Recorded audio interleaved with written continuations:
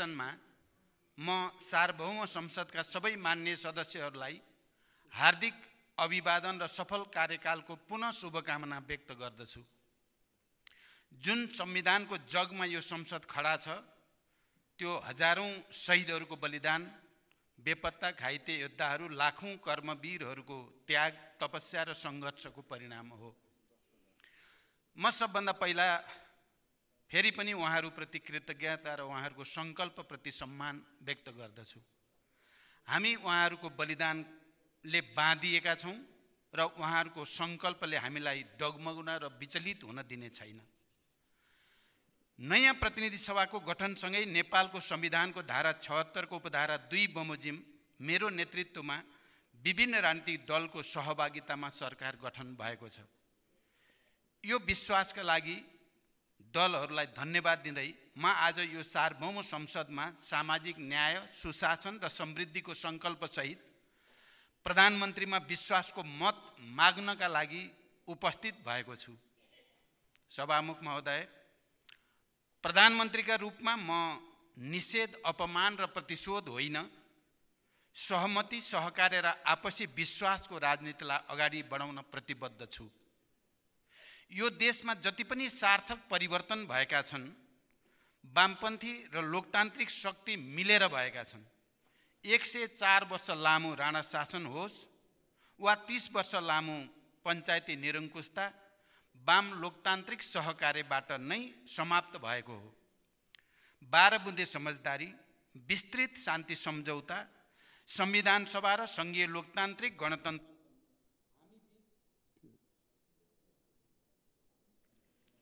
हामी बीच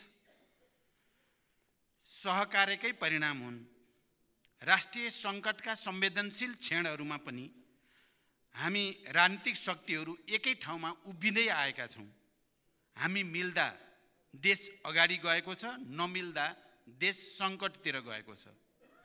72 सालको महाभूकम्पका बेला सुशील कोइराला प्रधानमन्त्री हुनुहुन्थ्यो, म प्रतिपक्षी दलको नेता थिएँ। मैले यही रोस्टममा उभिएर भने देशमा विद्यमान आजको यो सङ्कटको घडीमा अब संसदमा कुनै पक्ष प्रतिपक्ष रहेन। प्रतिपक्षको नेता हुँदाहुँदै पनि म उद्धार र पुनर्निर्माणमा मात्र होइन, संविधान निर्माणमा पनि राष्ट्रिय सहमति जुटाउन अग्रसर भएँ। मलाई गर्व छ, त्यसले राष्ट्रलाई सुखद परिणाम पनि दियो। देश अहिले पनि कुनै न कुनै रूपमा सङ्कटमै छ। साना सङ्कटहरूको समयमै समाधान नखोजे तिनले ठुलो सङ्कट जन्माउँछन्। आर्थिक सूचकाङ्कहरू सकारात्मक छैनन्। प्रधानमन्त्रीका रूपमा मेरो एउटा जिम्मेवारी हुनेछ, तर आजसम्म निरपेक्ष गरिमामा रहेका झन्डै 50 लाख नेपालीलाई त्यहाँबाट निकाल्न पनि हामी राजनीतिक शक्तिहरू बीच सहकार्य हुनै पर्दछ। लाखौं युवालाई विदेशबाट फर्काएर स्वदेशमै आत्मसम्मानको जीवन दिन पनि हामी बीच अर्थपूर्ण सहकार्य आवश्यक छ। अब पहुँच होइन, विधिको शासन सुरु गर्नुपर्दछ। देशको कायापलट गर्ने हो भने लगभग 60 खरब विकास खर्च जुटाउनु छ। त्यसका लागि पनि हामी बीच विश्वासपूर्ण सहकार्य अनिवार्य छ। राष्ट्रियता, राष्ट्रिय सुरक्षा, परराष्ट्र सम्बन्ध, प्रमुख आर्थिक विषय एवं रणनीतिक पूर्वाधार लगायतका राष्ट्रका आधारभूत विषयहरूमा म राष्ट्रिय सहमतिको विकल्प देख्दिनँ। विस्तृत शान्ति सम्झौताको एउटा हस्ताक्षरकर्ता गिरिजाप्रसाद कोइराला आज हामी बीच हुनुहुन्न, तर शान्ति प्रक्रियाका केही काम अझै पनि बाँकी छन्। ती कामलाई तार्किक निष्कर्षमा पुर्याउन पनि मैले सहमति अनिवार्य देखेको छु। इतिहासका सबै उतार चढावहरूको स्मरण गर्दै देशमा सुशासन, समृद्धि र तीव्र आर्थिक क्रान्तिका लागि यसपटक सिङ्गो देश एक ठाउँमा उभिन र पुरै विश्वलाई नेपालको रूपान्तरणको सन्देश दिन म विशेष अपिल गर्न चाहन्छु। सभामुख महोदय, म यसपटक ठुलो आत्मस्वीकारोक्ति र आत्मसमीक्षा सहित यो रोस्टममा उभिएको छु। म यसअघि 9 महिना 2 पटक प्रधानमन्त्री भएँ। आज यो स्वीकार गर्न मलाई कुनै सङ्कोच छैन। पहिलो पटक प्रधानमन्त्री हुँदा मसँग न अनुभव थियो न टिम। विभाजित मनोदशा र पार्टीभित्रकै सङ्घर्षमा म बढी रुमल्लिएँ। सिक्दै भित्र र बाहिरका घेराबन्दीसँग जुझ्दै एउटा अप्रिय अवस्थामा मैले प्रधानमन्त्रीबाट राजीनामा दिन पर्ने अवस्था आयो।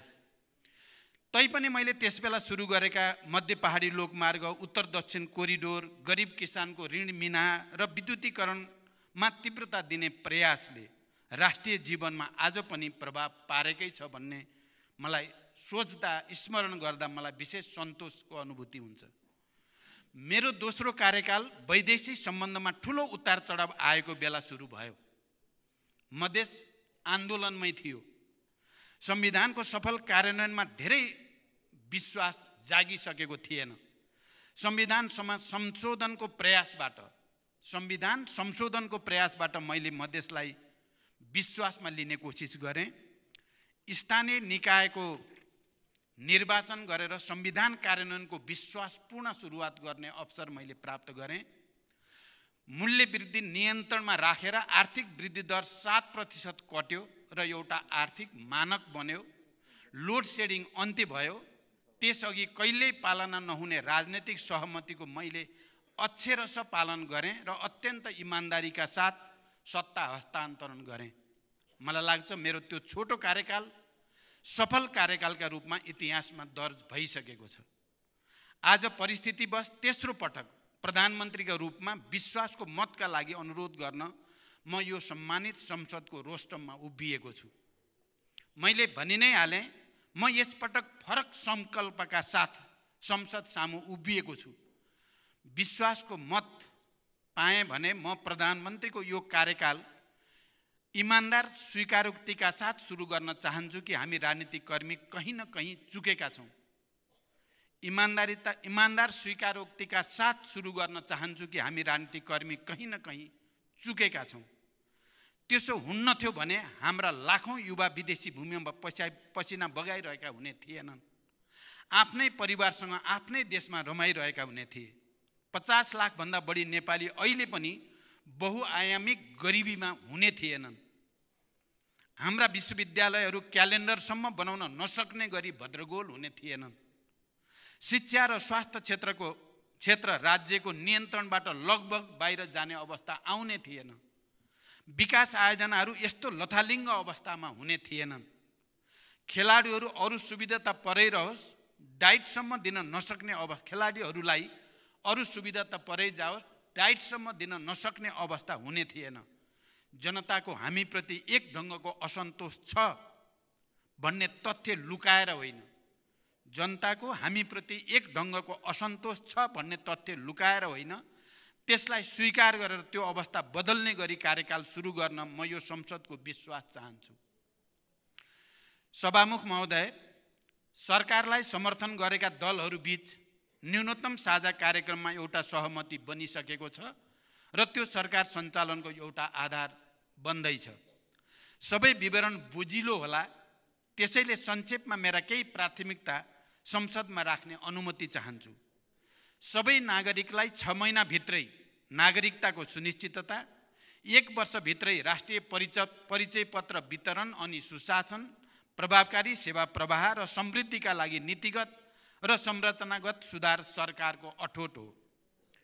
न्यायपालिकाको शुद्धिकरण र सुधार अनि भ्रष्टाचार नियन्त्रण मेरो प्रतिबद्धता छ।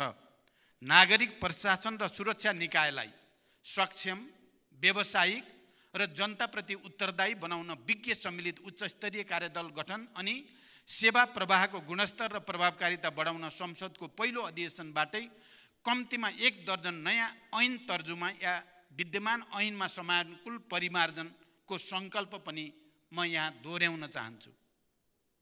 भ्रष्टाचार विरुद्ध शून्य सहनशीलता, सरल र सहज सार्वजनिक सेवाको प्रत्याभूति, सरकारी सेवामा टाइम कार्ड र अनलाइन प्रणाली पनि सरकारका प्राथमिकता हुनेछन्।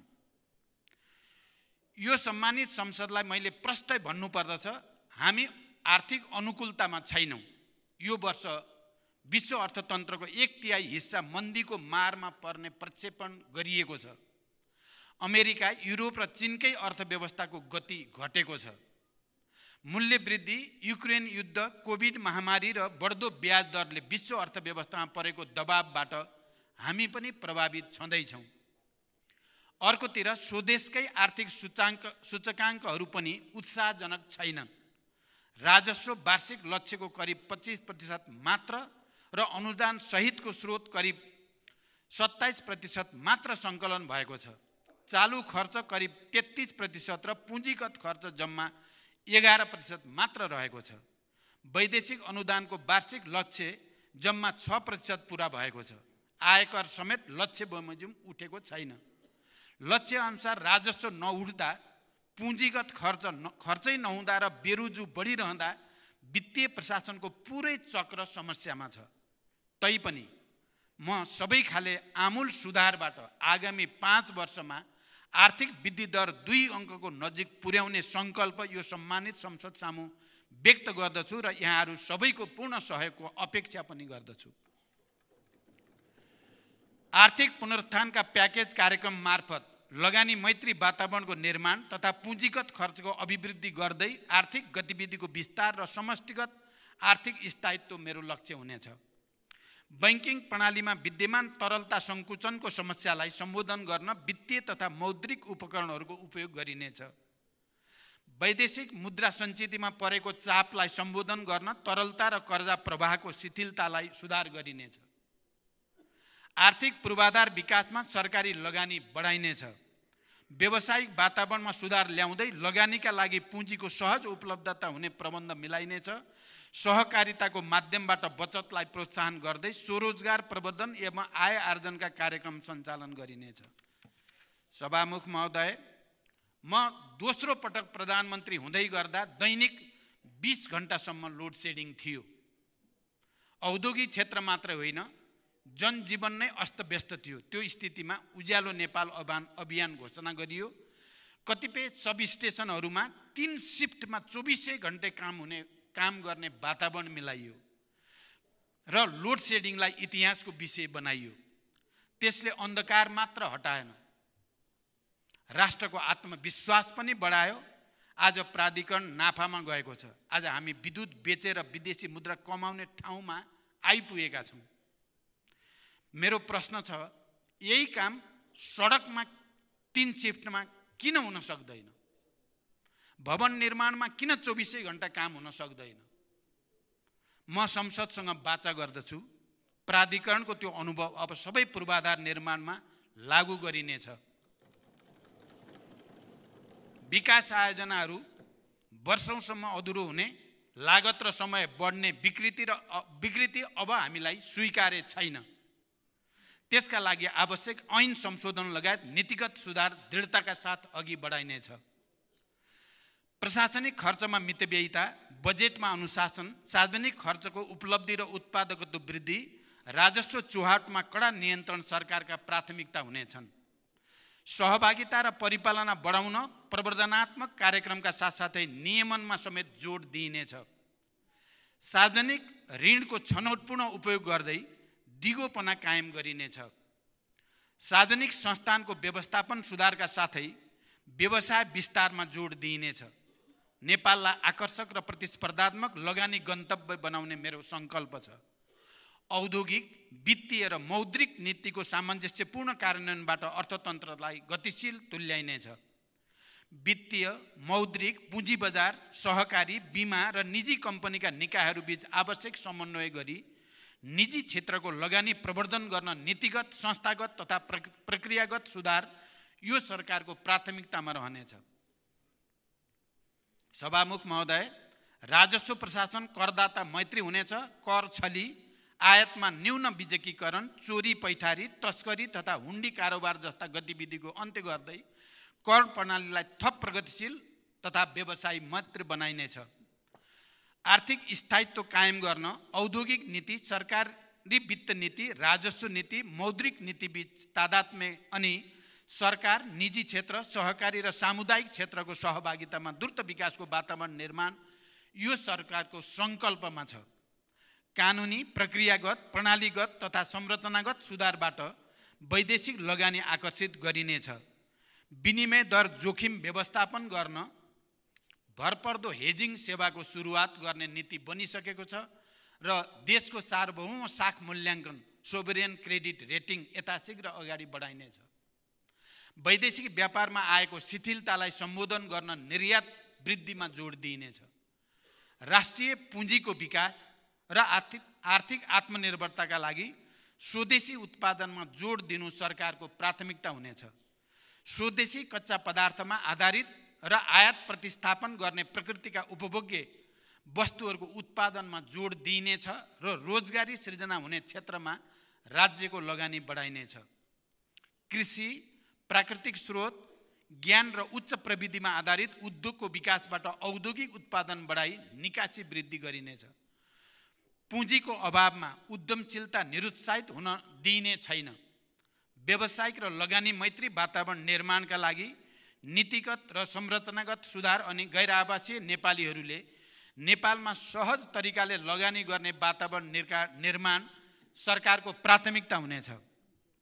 उद्योग व्यवसाय दर्ताका लागि सुरुकै बिन्दुबाट सबै प्रकारका स्वीकृतिहरूको उपलब्धता सुनिश्चित गर्न टाइम कार्ड अनि स्वरोजगारी, स्टार्टअप र विभिन्न व्यवसायले सृजना गर्ने रोजगारी मापनका लागि जब मिटरको व्यवस्था गरिनेछ।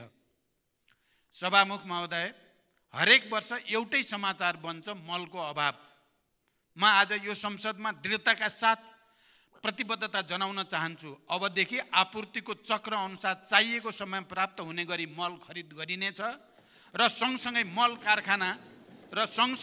कारखाना स्थापनाको पनि तयारी अगाडि बढाइनेछ। सार्वजनिक शिक्षामा आमूल सुधार सरकारको सङ्कल्प हुनेछ। विश्वविद्यालयहरू अब क्यालेन्डर अनुसार सञ्चालन हुनेछन्। अहिलेको भद्रगोल सहन गरिने छैन। सबै पालिकामा आधारभूत अस्पताल र प्रदेशहरूमा विशिष्टीकृत अस्पताल र मेडिकल कलेजहरू बनाइनेछ। गुणस्तरीय स्यानिटरी प्याडका लागि आर्थिक प्रत्याभूति, गुणस्तरीय प्रसुति सेवाको सुनिश्चितता, चिकित्सकहरूको सङ्ख्यामा वृद्धि, चिकित्सक र नर्सलाई सरकारी सेवामा आकर्षित गर्न सेवा सुविधामा पुनरावलोकनका लागि सरकार प्रतिबद्ध छ। स्वास्थ्यकर्मी लगायत विशिष्टीकृत सेवाका श्रमिकहरूका सरोकारलाई सम्बोधन गर्न श्रम ऐनमा आवश्यक संशोधन गरिनेछ। सबै क्षेत्रको स्वास्थ्य सेवाको गुणस्तर सुनिश्चितताका लागि अधिकार सम्पन्न प्राधिकरण बनाइनेछ। खाद्य, आवास र स्वच्छ खानेपानीलाई जनताको मौलिक हकको रूपमा स्थापित गरिनेछ। आगामी 3 वर्षमा सतह तथा भूमिगत सिँचाइबाट तराई मधेसको थप 3 लाख हेक्टर जमिनमा सिँचाइ पुर्याइनेछ। सिँचाइको बिजुली महसुलमा थप छुट दिइनेछ। विद्युत उत्पादन विस्तार र निर्यात मार्फत आर्थिक वृद्धि दर बढाइनेछ र इन्धनमाथिको परनिर्भरता घटाइनेछ। ग्राहस्थ उपभोगका निम्ति वर्षायाममा मासिक 50 युनिट र हिउँदयाममा मासिक 30 युनिट विद्युत निःशुल्क उपलब्ध गराइनेछ। 5 वर्षमा विद्युत उत्पादन क्षमता 6500 मेगावाट र प्रति व्यक्ति विद्युत खपत 700 किलोवाट घण्टा पुर्याउने लक्ष्य सरकारले लिनेछ। विद्युत महसुलको समायोजन गर्दै 1 वर्षभित्रै 100% नागरिक कहाँ बिजुली पुर्याइनेछ। ज्येष्ठ नागरिक, दलित, एकल महिला, अपाङ्गता भएका व्यक्ति, लोपोन्मुख जाति तथा लक्षित वर्ग र क्षेत्रका बालबालिका गरी 5 वर्षमा 60 लाखले सामाजिक सुरक्षा भत्ता पाउने व्यवस्था मिलाइनेछ। आर्थिक वृद्धिका आधारमा सबै प्रकारका भत्ता वृद्धि बढाइनेछ र 5 वर्षको अवधिमा न्यूनतम ज्याला मासिक रु 25,000 पुर्याइनेछ। वैदेशिक रोजगारीलाई सुरक्षित र मर्यादित बनाइनेछ। वैदेशिक रोजगारमा गएकाहरूको समस्या सुनवाई र समाधानका लागि हटलाइन सेवा सहितको सहयोग सेल गठन हुनेछ। प्रशासनिक अकर्मण्यता, आपसी समन्वय अभावका कारण सिर्जना हुने कृत्रिम अभाव, कालोबजारी, व्यावसायिक एकाधिकार लगायतका सुशासन विरोधी क्रियाकलाप नियन्त्रण गर्न, जनताको गुनासोलाई तत्काल सम्बोधन गर्न र नियमित संयुक्त अनुगमनका लागि सम्बन्धित निकायका प्रतिनिधि रहेको प्रधानमन्त्री निगरानी कार्यक्रम सञ्चालन गरिनेछ। लोक कल्याणकारी कार्यक्रमहरू सीमान्त जनतासम्म पुग्ने ग्यारेन्टी गरिनेछ। सभामुख महोदय, स्वेच्छा वा रहरले कोही गरिब र भूमिहीन हुँदैनन्। मान्छे गरिब हुन्छ अवसरमा पहुँच नभएर, आधारभूत सुविधा नपाएर। एउटै नेपाली पनि छतविहीन नहोस्, मेरो इमानदार प्रयास रहनेछ। हाम्रो ग्रामीण अर्थतन्त्र महिलाले धानेका छन्, तर राज्यले महिलालाई उचित प्रोत्साहन दिन सकेको छैन। रेमिट्यान्स पठाएर देश बचाइरहेको युवालाई न राज्यले सुरक्षा दिन सकेको छ, न उचित सम्मान नै दिन सकेको छ। म यो अवस्था बदल्न प्रतिबद्ध छु। भूमिको वैज्ञानिक व्यवस्थापन र आवास सम्बन्धी मौलिक हक कार्यान्वयनको सुनिश्चितता मेरो उद्देश्य हुनेछ। हरेक जिल्ला सदरमुकामलाई रणनीतिक सडक सञ्जालमा जोडिनेछ र हरेक पालिकालाई पक्की सडकबाट केन्द्रमा जोडिनेछ। निर्माणाधीन राष्ट्रिय राजमार्ग र रणनीतिक सडकहरू 5 वर्षभित्रै सम्पन्न गरिनेछन्। यातायात व्यवस्थापन प्राधिकरण गठन हुनेछ। सडक दुर्घटनाका कारण र समाधान खोज्न उच्च स्तरीय कार्यदल बनाइनेछ। सडक यातायात, रेल, जलमार्ग र हवाई सबै योजनालाई समेट्ने गरी एकीकृत राष्ट्रिय यातायात गुरु योजना तयार गरिनेछ। डाटा सर्भरमा आत्मनिर्भरता र साइबर सुरक्षाको सुनिश्चितता सहित 5G प्रविधि प्रयोगमा ल्याइनेछ। विद्यालय, अस्पताल, सरकारी कार्यालय, वित्तीय संस्था, शपिङ कम्प्लेक्स लगायत सार्वजनिक सेवा प्रवाह हुने सार्वजनिक स्थलहरूमा इन्टरनेट सुविधा निःशुल्क गरिनेछ। आधुनिक खेल पूर्वाधारमा जोड दिँदै खेलाडीहरूको वृत्ति विकासका कार्यक्रम ल्याइनेछ। पर्यटन पुनरुत्थानका लागि विशेष प्याकेज घोषणा गरिनेछ। जलवायु परिवर्तनको मुद्दालाई अन्तर्राष्ट्रियकरण गरिनेछ। महिला सहभागिता, सशक्तिकरण र समावेशिता सरकारको प्रमुख लक्ष्य हुनेछ। शान्ति प्रक्रिया र सङ्क्रमणकालीन न्याय सम्बन्धी बाँकी काम अविलम्ब सम्पन्न गरिनेछ। शहीद र बेपत्ता परिवारलाई उचित सम्मान र परिपूर्णको व्यवस्था हुनेछ। द्वन्द्वकालका घाइतेहरूलाई उपचार, रोजगारी, स्वरोजगारका अवसरसँग जोडिनेछ। द्वन्द्व पीडित परिवारलाई क्षतिपूर्ति र पुनर्स्थापनाका कार्यक्रम ल्याइनेछ।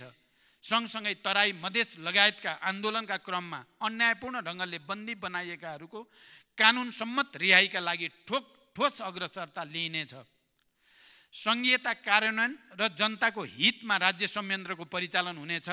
राष्ट्रिय हितको रक्षा गर्दै स्वतन्त्र परराष्ट्रनीतिको अवलम्बन हाम्रो प्रतिबद्धता हुनेछ। त्यसलाई मैले प्रो नेपाल नीति भन्ने गरेको छु।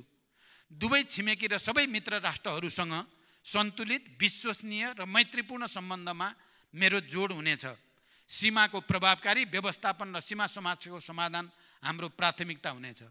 सभामुख महोदय, यसबीचमा मैले सचिवहरूको बैठक राखेर सोधेँ, राहदानी लिन बिहान 2 बजेदेखि लाइनमा बस्न परेपछि नागरिकले कसरी राज्यमाथि भरोसा गर्दछन्?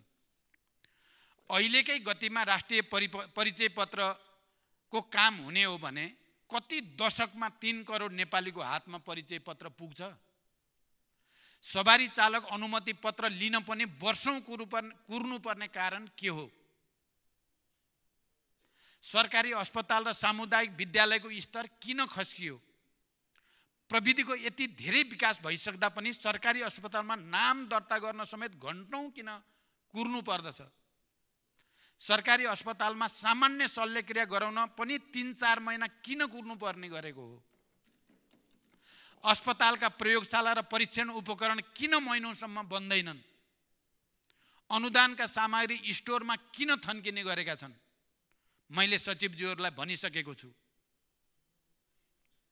सेवा प्रवाहलाई सहज र विकासको गतिलाई तीव्र बनाउन नीतिगत समस्या समाधानको जिम्मा म लिन्छु, तर नतिजामुखी कार्य सम्पादनको जिम्मा तपाईहरुले लिनुपर्दछ। सरकारहरू फेरिरहने तर जनताको जीवनस्तर नफेरिने निराशाजनक चित्र अब बदल्नु छ। त्यसका लागि सरकार मालिक होइन, सुनिने, देखिने, जनताले अनुभूत गर्ने सेवक बन्नु छ। प्रदेश र स्थानीय तहमा तत्काल कर्मचारीको व्यवस्था हुनेछ। संघीय निजामती ऐन अविलम्ब यसै अधिवेशनमा पेश गर्ने गरी तयारी गर्न मैले निर्देशन दिइसकेको छु। सार्वजनिक सेवा प्रवाहमा ढिलासुस्ती र शास्तिको अन्त्य गर्दै सार्वजनिक सेवा प्रवाहलाई चुस्त, नागरिक मैत्री बनाउन, सामाजिक न्याय सुनिश्चित गर्न तथा राज्यको सबै तह र संरचनामा सदाचार र जवाबदेहिता कायम गर्न सरकार प्रतिबद्ध हुनेछ। मन्त्री परिषदको पहिलो बैठकमै भ्रष्टाचार नियन्त्रणमा शून्य सहनशीलताको नीतिलाई परिणाममा देखिने गरी कार्यान्वयन गर्ने निर्णय हामीले लिइसकेका छौँ। रणनीतिक महत्त्वका विकास आयोजनाहरूको कार्यान्वयन गर्न जग्गा प्राप्ति, वातावरणीय प्रभाव मूल्याङ्कन तथा ठेक्का व्यवस्थापनमा हुने ढिलाइ कम गरी निर्णय प्रक्रियामा शीघ्रता ल्याउन छुट्टै कानुनी व्यवस्था गरिनेछ। युटिलिटी कोरिडोर सम्बन्धी कानुनी व्यवस्था गरी पूर्वाधारमा साझेदारी गर्ने व्यवस्था मिलाइनेछ। पुँजीगत खर्च बढाउन आयोजना व्यवस्थापनलाई नतिजामुखी बनाउनुको साथै अन्तर्निकाय समन्वय प्रभावकारी गराइनेछ। विकास आयोजनाको अनुगमनलाई नतिजामा आधारित बनाइनेछ। राष्ट्रिय महत्त्वका आयोजनाहरूको प्रधानमन्त्री तथा मन्त्री परिषदको कार्यालयमा रहेको एक्सन रुमको उपयोग समेत गर्दै म आफैले पनि नियमित अनुगमन गर्नेछु। सभामुख महोदय, कानुनका छिद्र देखाउने, काममा ढिलासुस्ती गर्ने, अनावश्यक झन्झट दिने काम यो सरकारलाई स्वीकार्य छैन।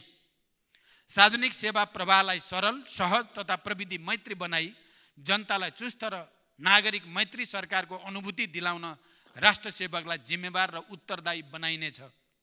राहदानी, राष्ट्रिय परिचय पत्र, सवारी चालक अनुमति पत्र वितरणमा हाल देखिएको समस्यालाई तत्काल समाधान गरिनेछ।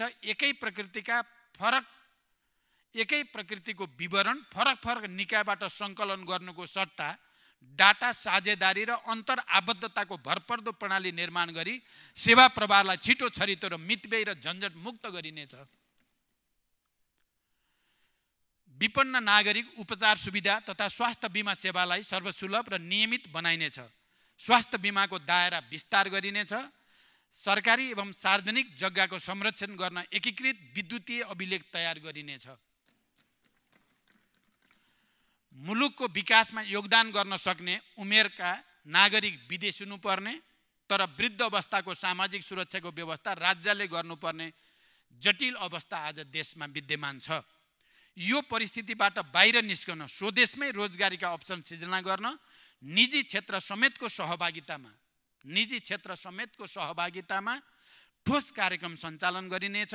निजी क्षेत्रको विकासका लागि आवश्यक नीतिगत र कानुनी सुधार, आर्थिक पूर्वाधार विकासमा सरकारी लगानीको वृद्धि, व्यावसायिक वातावरणमा सुधार, सहकारिताको माध्यमबाट बचतलाई प्रोत्साहन अनि स्वरोजगार प्रवर्धन सरकारका उद्देश्य हुनेछन्।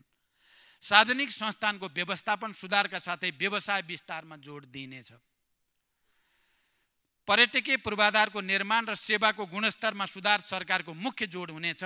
गौतम बुद्ध र पोखरा अन्तर्राष्ट्रिय विमानस्थलको पूर्ण क्षमतामा सञ्चालन र स्रोतको सुनिश्चितता सहित निजगढमा अन्तर्राष्ट्रिय विमानस्थलको निर्माण प्राथमिकतामा हुनेछ। मलाई थाहा छ मिडिया उद्योग सङ्कटमा छ। म विश्वास दिलाउन चाहन्छु यो सङ्कटमा सरकारले मिडिया उद्योगलाई एक्लै छाड्ने छैन। सञ्चारकर्मीहरूको हक र हित पनि सरकारको उच्च प्राथमिकतामा हुनेछ। पछिल्ला दिनमा शेयर बजारमा आएको सकारात्मक परिवर्तनलाई मैले नयाँ सरकारप्रति जनताको भरोसाको सङ्केतको रूपमा हेरेको छु। तीव्र आर्थिक विकास र न्यून मुद्रास्फीति सरकारको लक्ष्य हुनेछ। लाइन मुक्त देश हाम्रो सङ्कल्प हो। म विश्वास दिलाउन चाहन्छु देशका हरेक नागरिकलाई लागोस्। सरकार मेरो अभिभावक हो। सरकार मेरो पक्षमा छ। सरकार मेरो लागि केही गरिरहेको छ। यो जनतालाई लाग्नै पर्दछ। त्यसरी नै काम गर्ने प्रतिबद्धता पनि म व्यक्त गर्न चाहन्छु। राष्ट्र सेवालाई राजनीतिक हस्तक्षेपबाट मुक्त राखी व्यावसायिक, प्रतिस्पर्धी र दक्ष बनाइनेछ। तीनवटै तहका सरकारको मौजुदा कर्मचारीको दरबन्दीको पुनरावलोकन गरी सेवा प्रवाह गर्ने निकायमा पर्याप्त जनशक्तिको व्यवस्था गरिनेछ। विकास आयोजनामा विनियोजन गरेको रकम खर्च गर्न सक्ने परियोजनाहरूमा सारिनेछ। जिम्मेवारी लिने तर लक्ष्य अनुसार राजस्व असुली र विकासका काम गर्न नसक्ने पदाधिकारीलाई कार्य सम्पादन मूल्याङ्कनसँग जोडिनेछ। सरकारी पदाधिकारीहरूले परराष्ट्र मन्त्रालयको जानकारी बिनै विदेशी कूटनीतिज्ञहरूलाई भेट्ने काम अब हुन दिइने छैन।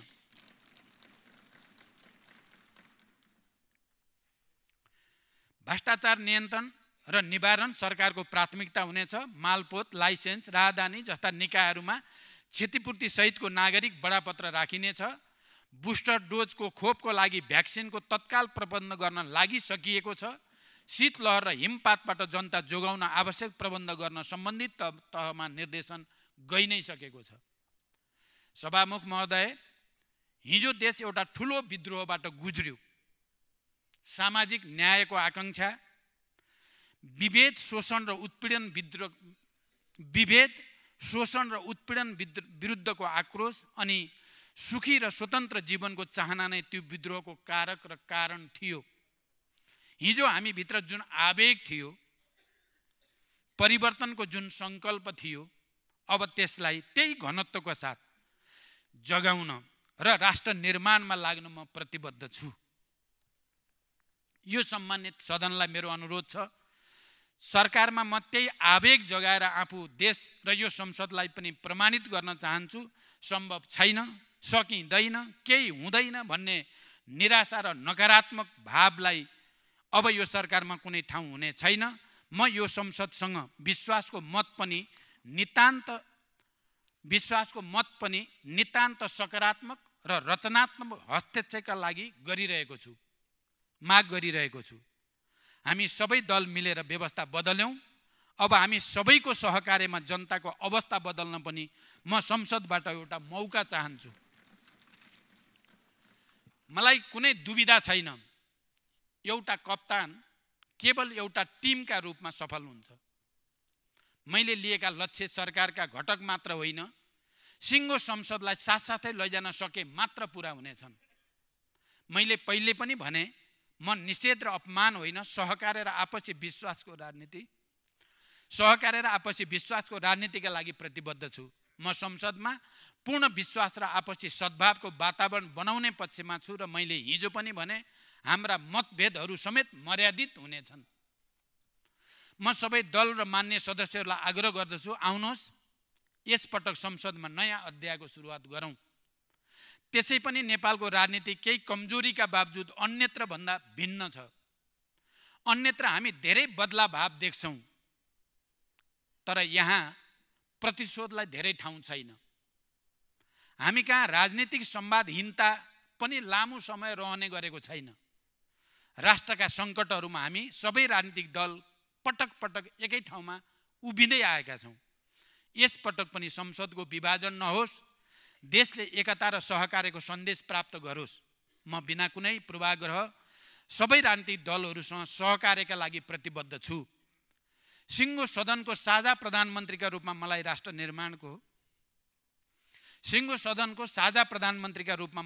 निर्माणको नेतृत्व गर्ने एउटा मौका मिलोस् भन्ने मेरो चाहना छ। हामी सबैले आफ्नो ठाउँबाट जनतासँग विकासको प्रतिबद्धता गरेका छौँ। आज त्यही प्रतिबद्धताका लागि हामी सबै एक ठाउँमा उभिन नसक्ने भन्ने केही छैन। मैले हिजो पनि संसदमा भने, जनताको हामीमाथि समर्थन सशर्त मात्रै छ। हीन भावनाको ठाउँमा आशा र आत्मविश्वास जगाउनु छ। आर्थिक क्रान्तिको साझा सङ्कल्पबाट समृद्ध र न्यायपूर्ण राष्ट्र निर्माण गर्नु छ।